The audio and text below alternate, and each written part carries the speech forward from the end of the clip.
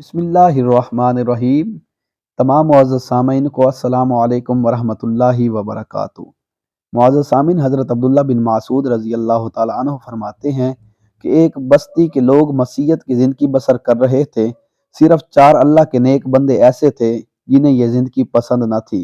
اور وہ یہ چاہتے تھے کہ بستی کے لوگ حق کی طرف لوٹ آئیں۔ ان چاروں میں سے ایک شخص دعوت و تبلیغ کا عزم لے کر اٹھا اور انہیں جا کر بتلایا کہ تم فلاں فلاں برائیوں میں مبتلا ہو۔ لوگوں کو اس کی بات بہت بری لگی اور انہوں نے اس کی نصیحت قبول کرنے سے انکار کر دیا، اور لوگوں نے اسے برا بھلا کہا اور ڈرایا دھمکایا، مگر وہ نہ مانے اور جوابی کارروائی کرتے رہے۔ نوبت جنگ تک جا پہنچی، لڑائی ہوئی۔ ظاہر ہے دشمن کے افراد زیادہ تھے، انہیں فتح نصیب ہوئی اور وہ شخص دل شکستہ واپس آیا اور ان سے علیحدگی اختیار کر لی، اور اللہ تعالیٰ کے حضور یہ دعا کی: اے میرے اللہ، میں نے انہیں منع کیا مگر وہ باز نہ آئے، میں نے انہیں برا بھلا کہا، انہوں نے جواب میں مجھے برا کہا،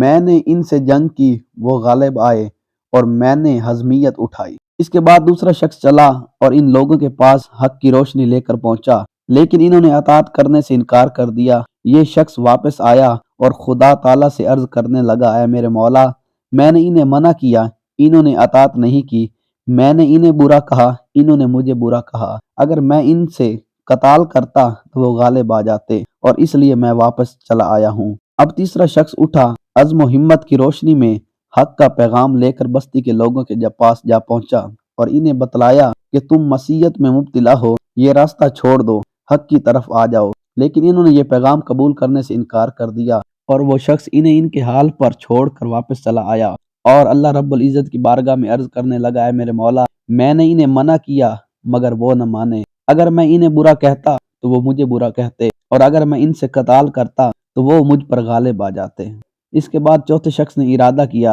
لیکن چند قدم چل کر واپس آ گیا اور عرض کرنے لگا: اے میرے اللہ، اگر میں انہیں منع کرتا تو وہ میری بات نہ مانتے، میں انہیں برا کہتا وہ مجھے برا کہتے، میں ان سے جنگ کرتا اور وہ مجھے شکست دے دیتے۔ یہ واقعہ سننے کے بعد حضرت عبداللہ بن مسعود نے ارشاد فرمایا: اول شخص کا درجہ بلند ہے،